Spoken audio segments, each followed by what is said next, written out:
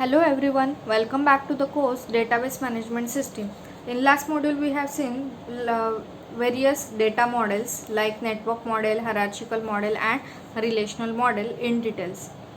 Hope you have solved the assignment given to you for comparing network model, hierarchical model and relational model. In today's module we have seen data modeling using ER model. What do you mean by ER? ER means entity relationship model. An entity relationship model is a high level conceptual data model developed by Chen in 1976 to facilitate database design. Entity relationship modeling is a design tool.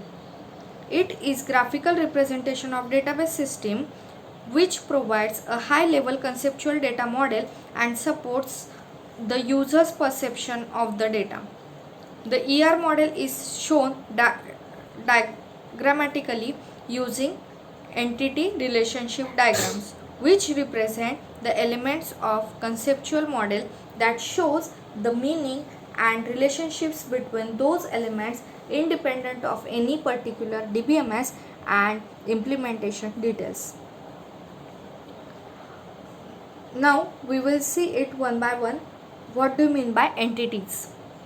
An entity is any object in the system that we want to model and store information about database. Individual objects are called entities. Groups of same type of objects are called entities, types of or entity sets. Now what do you mean by entity set? An entity set is a set of entities of same type that share same properties or attributes. For example, set of all students is defined as entity set. This is a complete entity set called student entity set, and the records between these entity set like Ashwini, Ashish and Vaishali are the entity students.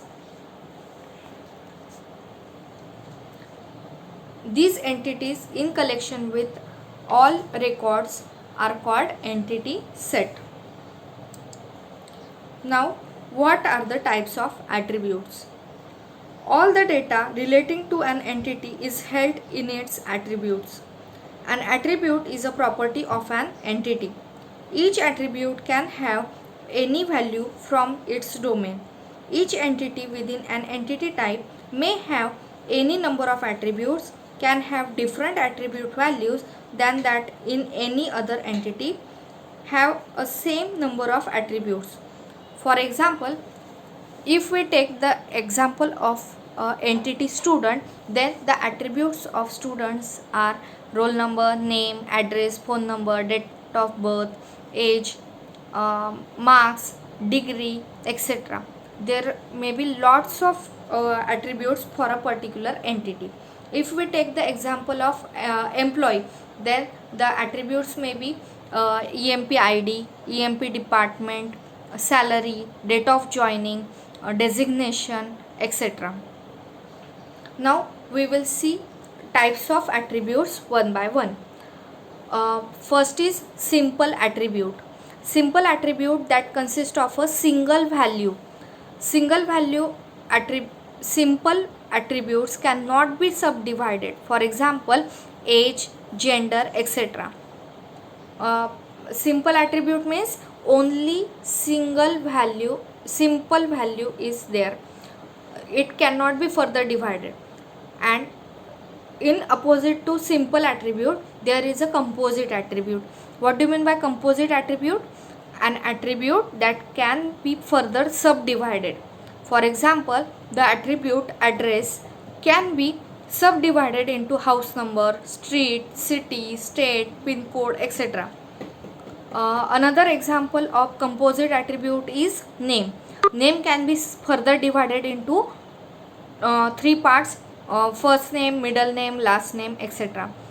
This is opposite to simple attribute. Simple attribute means it cannot be further divided into subparts, and composite attributes is divided into subparts.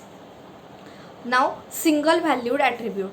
Single valued attribute can have only a single value. For example, date of birth, age, Aadhaar number, etc. Because a single entity, like consider an example, a single person can have only one date of birth and only one age value and only one Aadhaar number, but it can be simple or composite. Multi-valued attributes. Multi-valued attributes can have multiple values. For example, mobile numbers, credit card or debit card numbers. One person can have multiple mobile numbers, multiple credit cards or multiple debit cards. So he have multiple debit card numbers or mobile numbers. And next is derived attribute. The value for the derived attribute is derived from the value of other attribute. For example, value of attribute age is derived from value of other attribute name, date of birth. Age is calculated from date of birth by subtracting date of birth from the current date. Therefore, age is the derived attribute because age is calculated by using another attribute called date of birth. Another example of derived attribute is gross salary. Gross salary is calculated by using value of basic salary. Therefore, it can be a derived attribute. Another example is income tax. Income tax payable. Income tax payable value is also derived from gross salary, gross income. Therefore, these are the derived attributes. And last is null attribute. Null value is used when an entity does not have a value for an attribute. That is, value of null attribute is missing or not known. For example, the person may didn't have a driving license or passport. So in that case, the passport number or driving license number is null attribute for that particular person. Okay. Now we will see relationship and relationship set. A relationship is an association or linkage among several entities. Take an example of two entity sets: customer with attribute name, address and social security, and another entity with account with attributes account number, balance and types. First dash ACC is the relation between two entities, customer and account, which specifies which account belongs to which customer. This is the relationship between customer and account entities. Now what do you mean by mapping cardinality? Mapping cardinality or cardinality ratio expresses the number of entities to which another entity can be associated via relationship set. For binary relationship set are between two entity sets A and B, the mapping cardinality must be as follows, which are 1 to 1, 1 to many, many to 1 and many to many. Now we will see it one by one. What do you mean by 1 to 1 mapping? Consider two entities, entity A and entity B. An entity in A is associated with at most one entity in B, and entity in B is associated with at most one entity in A. Represents 1 to 1 mapping. See here the diagram.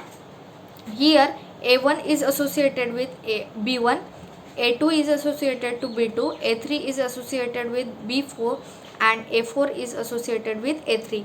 This represent only 1 to 1 association, 1 to 1 mapping. Now consider another mapping cardinality, which is 1 to many.